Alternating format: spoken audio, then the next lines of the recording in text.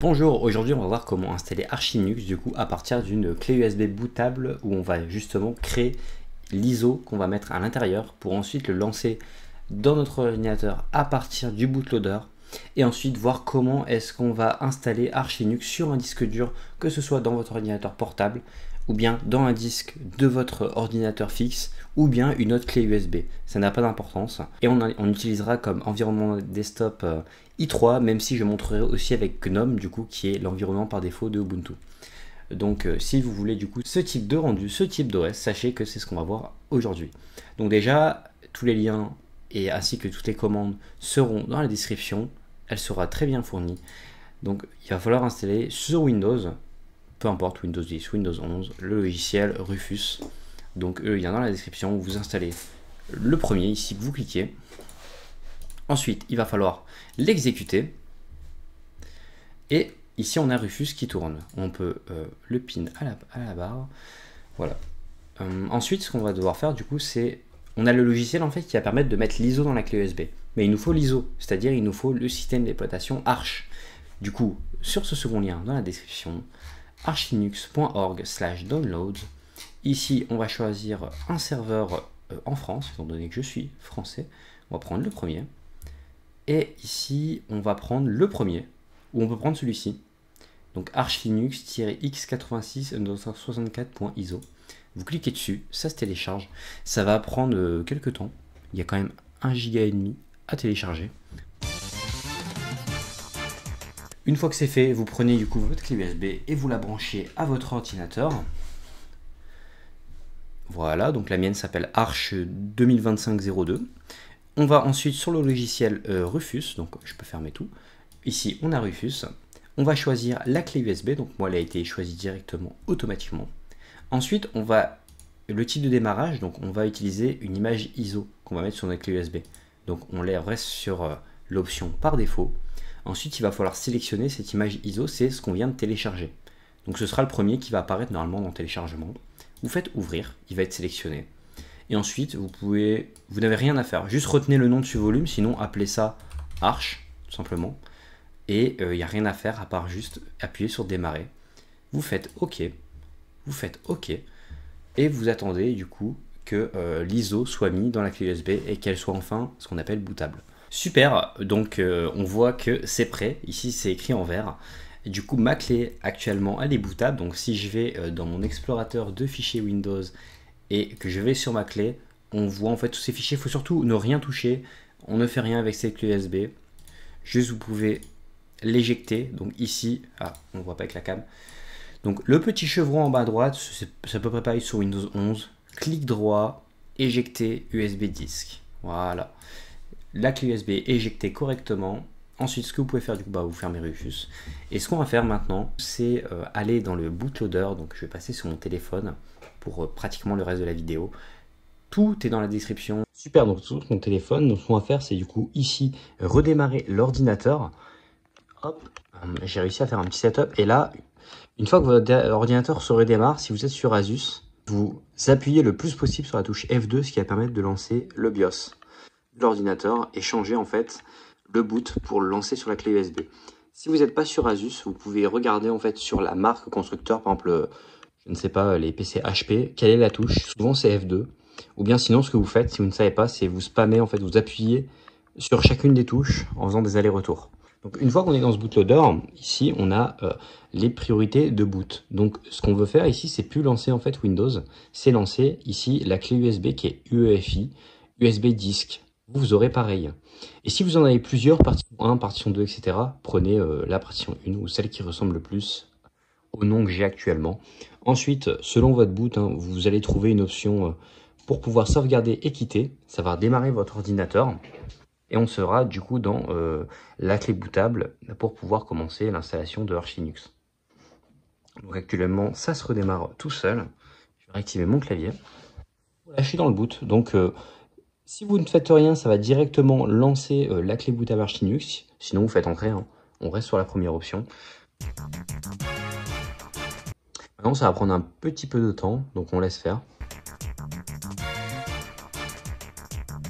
En attendant, regardez-moi ce magnifique setup.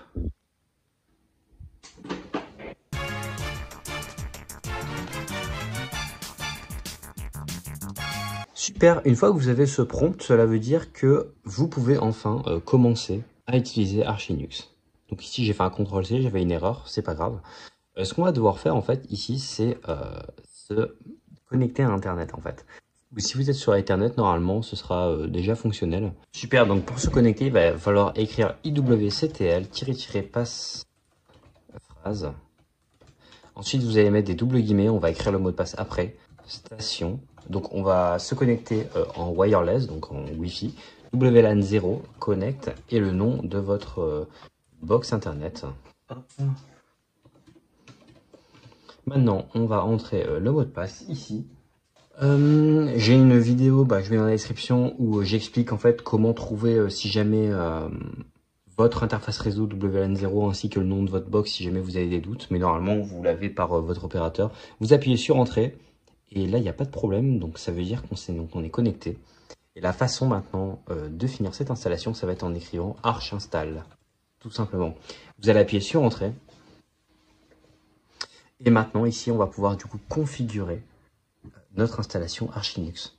Donc personnellement, je vais rester ici en anglais. Ensuite, en termes de local, je vais laisser ce qu'on a par défaut. J'aime bien en fait avoir mon système en anglais, ainsi que le clavier. Si jamais ici vous voulez un clavier AZERTY, du coup il va falloir le chercher. Donc on voit qu'on a des claviers Dvorak par exemple, ce que j'utilise, même si bon j'ai un clavier qui me permet de transférer tout ça. Vous pouvez écrire, en fait, vous pouvez faire un slash, on le voit tout en bas, qui est apparu. On fait échappe, vous appuyez sur slash et vous écrivez Azer. Et vous allez être sur AZERTY si jamais. Bon, moi je vais rester sur un QWERTY, étant donné que j'ai un clavier qui est spécial. Du coup on va faire back. Ensuite, une fois que la locale et la langue est choisie, on va aller sur Mirrors. Donc là, ça va être en fait pour choisir les liens afin de mettre à jour son système. Donc ici, on peut écrire /fr pour trouver France. On appuie sur Entrée. Voilà, vous faites back. Ensuite, on va faire une des étapes les plus importantes qui est la configuration du disque. On va aller sur partitioning pour partitionner en fait. Je vous conseille d'utiliser la première option. Étant donné que ce sera celle qui est beaucoup plus simple et la seule que je vais montrer actuellement, ce qui va prendre l'entièreté d'un disque ou une clé USB en espace. Si vous voulez séparer votre disque en deux, je vous conseille de le faire avant, par exemple sous Windows. De toute façon, si vous voulez faire un dual boot, il faut installer Windows avant. Donc moi, je vais prendre mon disque entier, je vais faire ça sur mon disque de 1 Tera, donc 931 Go, j'appuie sur Entrée dessus. On choisit BTRFS, vous choisissez oui. Vous pouvez utiliser la compression, donc appuyer sur Entrée directement. Et voilà, cela est fait par défaut. Donc ici, vous avez toute la structure qui sera par défaut, ainsi que du coup les partitions, donc le bootloader de 1 Go, ainsi que l'espace que vous aurez à disposition sous Linux, qui est actuellement sur mon disque dur de 930 Go. Donc ensuite, on fait back. On swap, faites non, qu'importe, on laisse par défaut. Bootloader, on va laisser systemd. Ensuite, cela... laissons par défaut. Ensuite, choisir lostname, donc ce sera le nom de votre ordinateur. Donc moi, je mets toujours ILAC. Ensuite, en tant que mot de passe root, bon, celui-là, c'est le mot de passe le plus important de votre ordinateur. Ensuite, on va créer un utilisateur, donc ajouter un utilisateur. Moi, je vais ajouter mon utilisateur que je vais appeler ILAC, qui est en fait l'anagramme de Kali. Ensuite, je vais ajouter un mot de passe. Hop, est-ce que vous voulez que ILAC, donc l'utilisateur qu'on crée, ait les droits sudo, donc ait accès aux droits administrateurs? Surtout mettez oui, comme ça vous ne serez pas embêté. Ensuite, on confirme et on exit, donc on sort. Ensuite, on va aller dans Profile. Là, une des autres étapes les plus importantes, c'est de choisir en fait l'environnement desktop. Donc on va aller sur desktop. Et ici, étant donné que je pars du principe que si vous êtes sur ce tuto, vous avez un petit peu de mal à l'installation, on va choisir GNOME. Personnellement, j'utilise i3WM si jamais vous voulez du tiling Window Manager extrêmement performant. Donc quand vous ouvrez une fenêtre, elle va s'ouvrir sur l'autre écran. Si vous en ouvrez une autre, elle va s'ouvrir sur l'écran de droite et vous aurez deux fenêtres, vous pourrez naviguer. Ça permet de ne jamais utiliser la souris. Mais on va rester sur GNOME. Donc on va appuyer sur Entrée en GNOME. Ensuite, les drivers. Personnellement, je suis sur NVIDIA, mais mettons tous. Ça ne change rien, c'est pas de problème.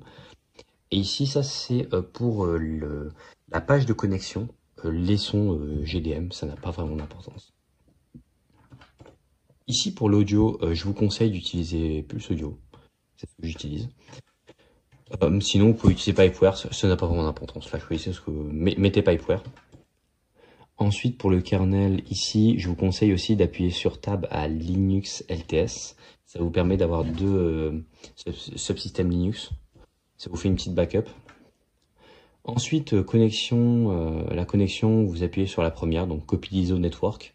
En gros, on a déjà utilisé une commande pour se connecter à Internet et on va utiliser en fait cette même box et ce même mot de passe pour se reconnecter, pour éviter de le retaper en fait. Les paquets à ajouter, non, on peut rester sur ça. Ici, je vous conseille d'ajouter Multilib. C'est pour plus tard, ça peut servir si jamais vous faites des installations très spécifiques.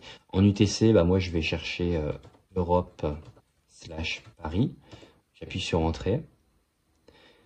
Et ensuite, on va aller sur Install, la dernière étape.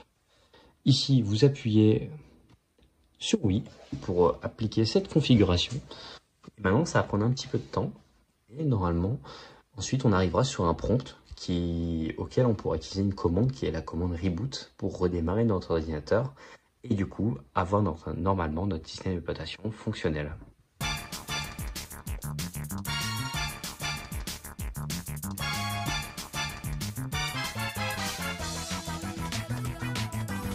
Il faut savoir aussi que si je fais cette vidéo maintenant, c'est parce que j'ai envie de transitionner en fait sur NixOS. Et donc je me dis, avant de finir ma transition, autant faire un tutoriel sur du coup les 1 an et demi, 2 ans que j'ai passé avec Arch, en faisant un tuto d'installation. Comme ça c'est fait. Et je peux enfin transitionner sur Linux sans vraiment, on va jamais revenir sur une installation, on va dire impérative, où je vais devoir constamment en fait définir chaque paquet, chaque configuration dans mon nouveau système et faire des choses très redondantes, mais avoir plutôt avec NixOS une configuration comme un Docker Compose qui est déclaratif, que je vais pouvoir exécuter facilement et du coup pouvoir nettoyer un système d'exploitation sans problème, beaucoup plus rapidement qu'actuellement.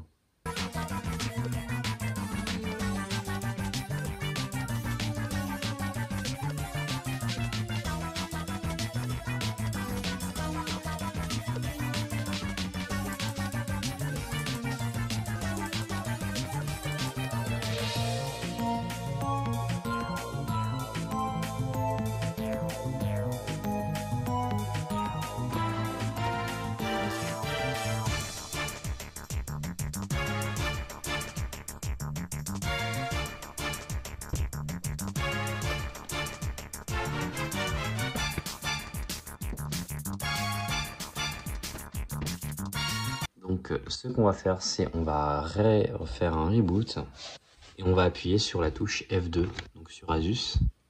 Sinon, vous maintenez toutes les touches F et vous finirez par trouver.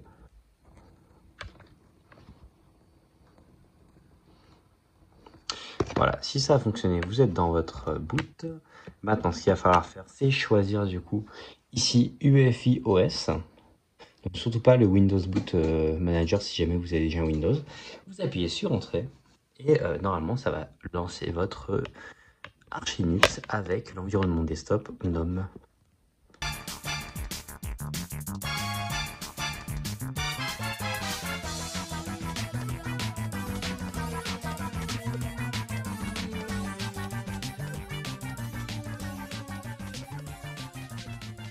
Ici, on a notre utilisateur ILAC. Ce qu'il va falloir faire, c'est entrer du coup le mot de passe de cet utilisateur comme on a fait du coup dans notre installation. Hop, on appuie sur Entrée. Et du coup, maintenant, on a accès à notre environnement GNOME. On peut skip et maintenant, on peut faire ce que l'on veut. Et normalement, on est déjà connecté sur Internet. Testons cela. Donc là, j'ai lancé le web par défaut. Si je vais sur github.com. Et voilà, on a vraiment accès à Internet. Parfait, donc j'espère que ce tutoriel vous aura plu pour cette installation de Arch Linux avec l'environnement desktop GNOME. N'hésitez pas à me faire des retours si jamais vous en avez. Et dans tous les cas, je ferai un tutoriel dans très peu de temps du coup sur mon passage à NixOS.